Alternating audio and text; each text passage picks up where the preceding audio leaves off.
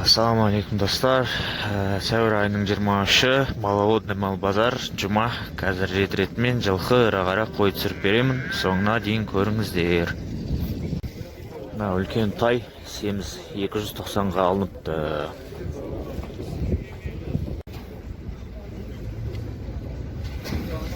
Еркек тай 210 мың болды.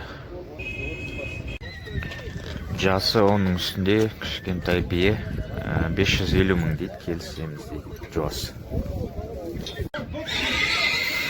Әдем жақсы бие екен, 660 мыңға сатылды, жуас, құлынды бие. Алған адам жоқ, қасында жақындағылар айтып жатыр 660 болды. Мынау арықтау бие, жуас, сауынды емес, бұл 600 мың болды. Бір жасар еркек тайлар 225-тен сауда бар дейді. Жақсы негізі. Мыналар ірілеу тайлар 240-тан сұрап жатыр. Бұлар да еркек, асау.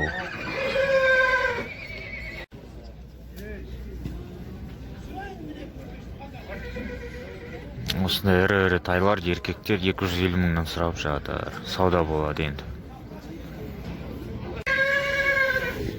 Тайға 220 мың сұрап жатыр, еркек. Тайға еркек 200 мың сұрап жатыр, сауда бар. Достар, екі еркек құлынға 220-дан сұрап жатыр, ойы 200-ден болса берем дейді, еркектер. Енді тағы түсіруге болады бағаны. Еркек тайға 180 беріп жатыр, сатушы 190 дейді. Биенің өшін белі кетті, тұрамай атыр. Қоршаудан секірем деп белесінді.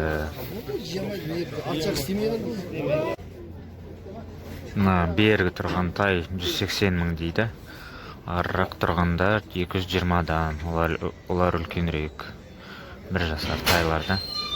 Бірге жетпегендер бар ішінде.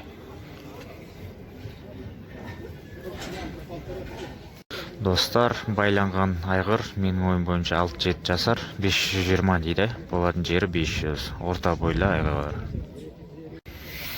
10 жастан үлкен ірі бие, жуан, 600 мың дейді, өшім саудасы бар, буаз.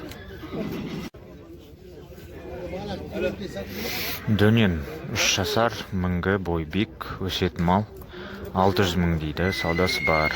Чаяғы кішкене өсіп кеткен, бұлайша жақсы сияқты.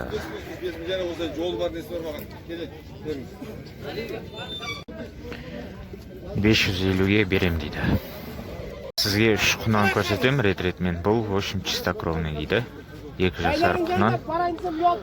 Бой бек әдемі, бірақ сәл жіңішкелеу, 600 мың дейді. Өшім әдемі адамдар қызып тұр. Мынау өшім 2-ші құнан. Бұл енді жуан. 2 жасар 700 мың дейді. Мүңгі жуас. Арт жағынан енді жуан, керемет. Қараңыз. Түсі де мощный екен. Мынау енді простой құнан 470 мың дейді. Бойында жуандығында көрдіңіз өшім. Достар, кішкентай бір хабарлама. Маған тағы бір осындай ат керек. Именно ат пішпе. Мүңгі жуас. Дене бітімі жақсы болу керек, более-менее ұят болмайтындай. Например, ат сатылып кетіпті, 600-дің төңірегінде болды деді. Нормальный да, көріңіз, арт жағы да, алды да, бойы да бәрі жақсы. Қарабұлаққа апаратын нағыз бие екен, жасы болмаса 10-нан асты, буаз 700 мың дейді. Майда туады.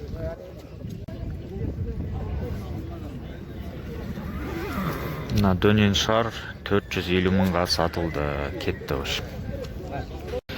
Еркек тай 210 мыңға сатылды. Жақсы екен айбет.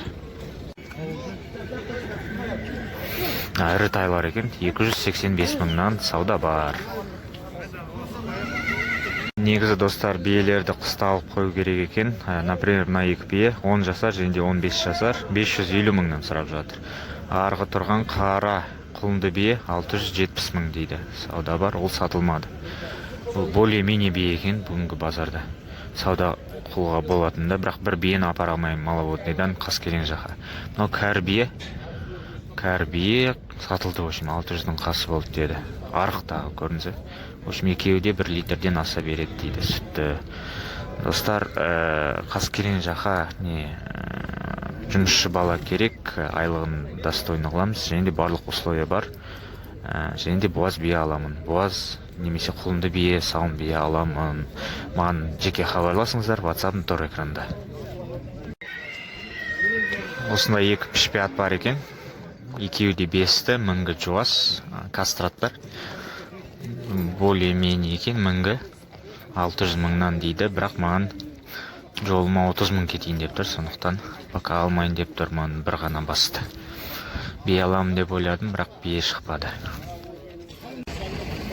Таза қанды байтал 2 жасар 420 мың дейді, бірақ ешкім қызып тұрған жоқ. Ана ар жағында биесі тұр, буаз. Оған да ешкімде интерес жоқ. Негізі жылқылардың көбісін түсіріп бердім әр түрінен. Осы видеоның демеушісі менің инстаграмым болсын. Маған жазылыңыздар, достар. Қазір қымыз сату бизнесін бастап жатырмын. Бар қызықтың бәрі сонда болады. Ссылкасы описанияда, жазылыңыздар. Қазір ірі қара қатарына өтемін. Аяқтар қысқа осындай 6 бұқа бар екен. Жақсы семіріпті. 340-тан оптымға сауда болады, жазып берем дейді. Сізге көрініп тұр ма? Өрістің асау таналары 13 бас 220-дан болады дейді оптым бағасы.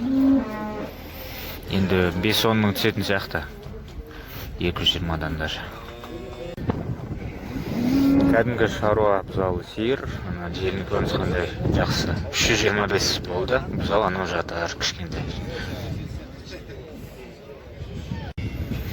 Достар, кішкене арықтау бұқалар бірден асқан 220-дан дейді сауда бар. Достар, Голливуд бұқаны таптым мен. Шетелдің видеоларында көретін ек осындай бұқаларды. Қандай банка көрінді, 4 бұрышты бәрі. Теп-тегіс менің любимый сөзім диван ғой негізі. Көрдіңіз, 650 мың сұрап жатыр екен. Ұзын тағы денес. Достар, 9 айлық бұзау, еркек бұзау. 210 мың дейді, саудасы бар. Порода сияқты күшті.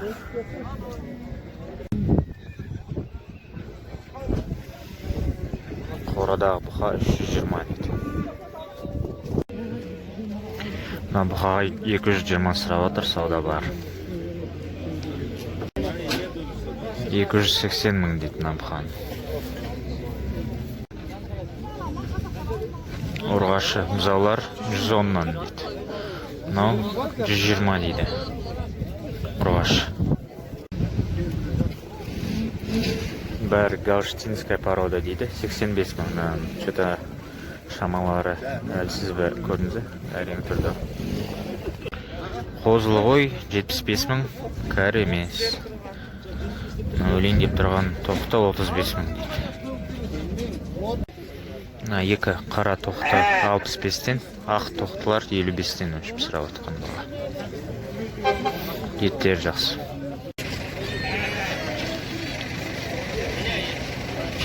Тоқтылар 42 мыңнан сауда бар. Кішкентай қозыларға сауда болып отыр. 12 мыңнан беріп отыр алушы. Көтер алам екен, бұлар өліп қылмайым екен. Достар, Алтын Ордада ет бағасы өте қымбат болды.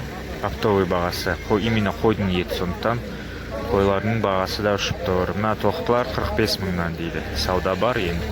Көп емес те 1-2 мың дейді. На выбор 27 мыңнан. Ана біреуін алды. 27 мың теңге болды ешкілер. Саулықтар 65-70 мың дейді.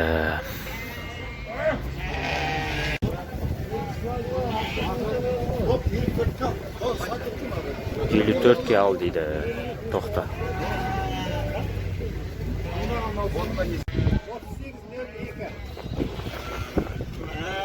Жас қозылы қой 45 мың болды.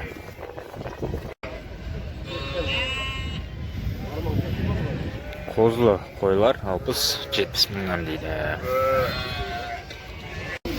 Семіз мериностар 60 мыңнан дейді. Мына мериностың жүні кәдімгідей жұмсақ екен. Достар, мүмкіндік келгенше малдың бәрін түсіріп бердім. Қайтадан айта кетейін, мен инстаграмға жазылыңыздар. Күнделікті стористер шығады. Жылқы, бордақы және де қымыз туралы буаз немесе сауын бие аламын, ат аламын, және де жұмысшы бала керек. Және де ертең Ұзынағаш мал базары істейтін, істемейтін білсеңіздер жаза кетіңіз комментарийде. Сау болыңыз, көрген үшін рахмет.